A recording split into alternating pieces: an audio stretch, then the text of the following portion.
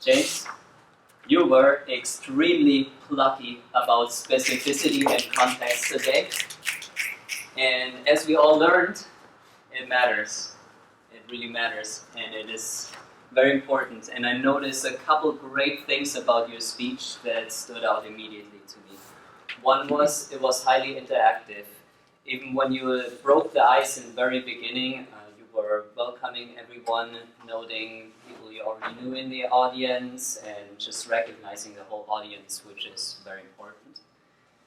Also, still on the subject of being interactive, you had several channels, several different methods of keeping us engaged. One was the paper handout that you gave out, where we could do our own exercise on it to try and follow your process.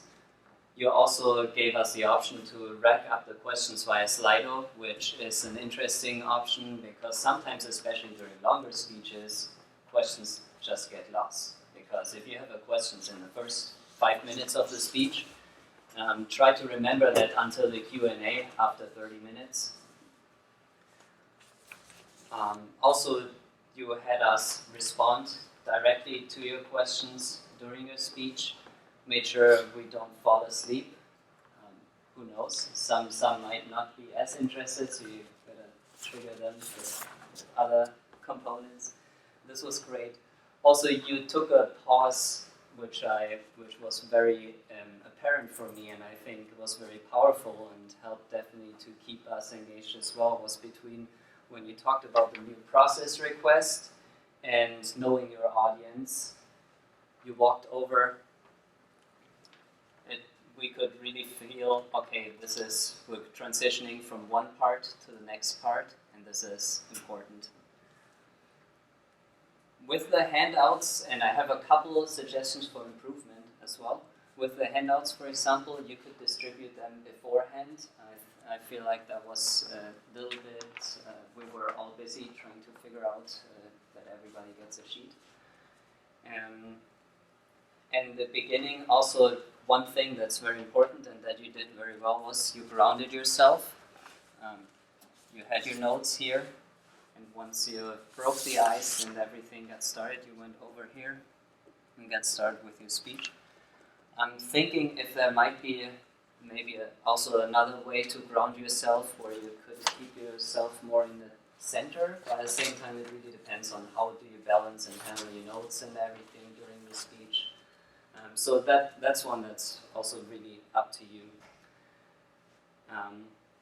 Also, when you started with the new process request part, you could have, for example, also gauged the audience in the room. You said something to the effect, yeah, some of you might know this already, some of you might not.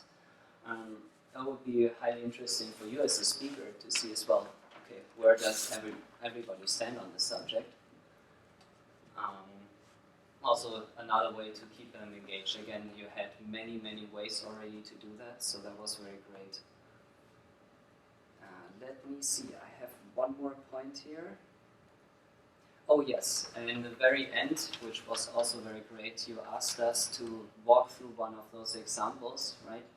I think one of the things that can help sometimes if you build in some safety crutches in it, so in case nobody immediately responds, you could say, okay, let's go through this process piece by piece, and say, okay, here, in the beginning, what would I do?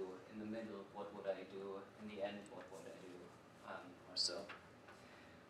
Overall, this was amazing. Also, the sum up in the end, you gave us the 4 key takeaways. Don't be afraid to simply just label them again at the very end and say, okay, here 1, 2, 3, 4, and this is it. Overall, love your speech. I went way over time, but I just wanted to get that off my chest. Thank you so much.